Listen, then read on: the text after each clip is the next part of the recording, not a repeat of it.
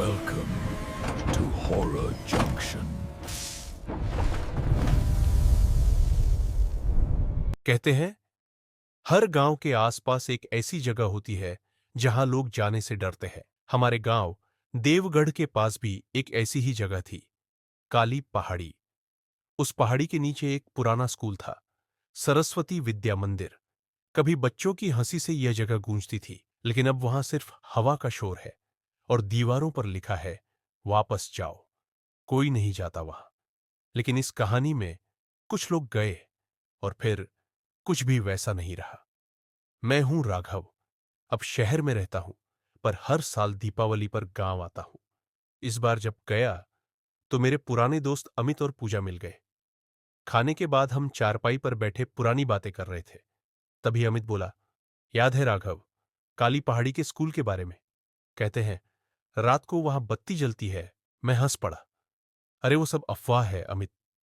पूजा ने धीरे से कहा, मेरे चाचा फॉरेस्ट गार्ड है, उन्होंने खुद देखा है। रात के 2 बजे एक औरत टीचर के कपड़ों में बिना पैर के चल रही थी। सब चुप हो गए। सिर्फ हवा चल रही थी और आग की लकड़ियां चटक रही थीं। फिर अमित बोला, कल सुबह चलते हैं वहां, देखते हैं क्या सच है। मैं मना करना चाहता था, पर अंदर कहीं एक बेचैनी थी, जैसे पहाड़ी मुझे बुला रही हो। अगली सुबह हम तीनों साइकिल लेकर निकल पड़े। सूरज पहाड़ी के पीछे से निकल रहा था, लेकिन हवा में एक अजीब सा बोझ था। रास्ते में पुराने बरगद के पेड़ थे, जिनके नीचे दिया कभी बुझता नहीं। पूजा बोली, मां कहती हैं यहां पहले मंदिर था, उसी के ऊपर स्कूल बना था। अमित हंस के बोला, मंदिर, भूत, श्राप, सब बकवास है। पर जैसे जैसे हम स्कूल के पास पहुंचे, हवा और भारी होती गई। गेट पर लिखा था, सरस्वती विद्या मंदिर, 1985, और नीचे लाल रंग से, वापस जाओ। मुझे लगा जैसे कोई अंधेरे से हमें देख रहा हो। हमने दरवाजा खोला और अंदर गए। कमरे में पुरानी बेंचें थीं और ब्लैकबोर्ड पर लिखा था, मां सरस्वती सबको ज्ञान दे। लेकिन नीचे लिखा था, शराब से बच नहीं सकते। पूजा बोली, चौक तो पुरानी लग रही है, पर लिखा अभी का लगता है। अचानक हवा का झोंका आया और चौक अपने आप हिलने लगी। बोर्ड पर लिखा हुआ बदलने लगा, तुम भी नहीं बचोगे। खाली कमरे में वो हंसी घूम रही थी। अमित ने टॉर्च चलाई, लेकिन वो झिलमिलाई और फिर बुझ गई। एक फोटो फ्रेम नीचे गिरा। उसमें एक टीचर की तस्वीर थी, मीरा मैडम। नीचे लिखा था, she sacrificed herself for her students, 1999। पूजा बोली, मेरे चाचा ने बताया था, उस दिन स्कूल में आग लगी थी। मीरा मैडम ने बच्चों को बचाते हुए जान दे दी।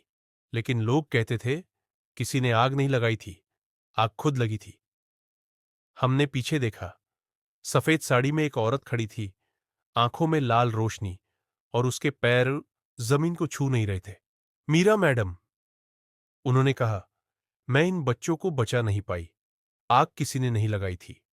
इस जगह पर पहले काली देवी का मंदिर था। जब उसके ऊपर स्कूल बनाया गया, श्राप जाग गया।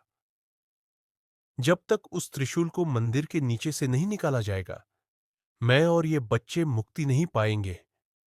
उसकी आंखों से आंसू नहीं, लेकिन रक्त बह रहा था। हम मंदिर के नीचे पहुंचे। वहां लिखा था, जो सत्य के साथ है वही श्राप तोड़ सकता है। अमित ने त्रिशूल उठाया। हवा और तेज हो गई। अंदर से काला धुआं निकला और आवाज आई, ये जगह मेरी है। दीवारों पर मीरा मैडम के चेहरे उभरने लगे। पूजा ने आंखें बंद कर बोला, यूएम ह्रीं काली माई नमः। त्रिशूल चमका, एक तेज प्रकाश फैला, और फिर सन्नाटा। मीरा मैडम मुस्कुराई, अब मेरे बच्चे चैन से सो सकते हैं, और वो हवा में विलीन हो गई।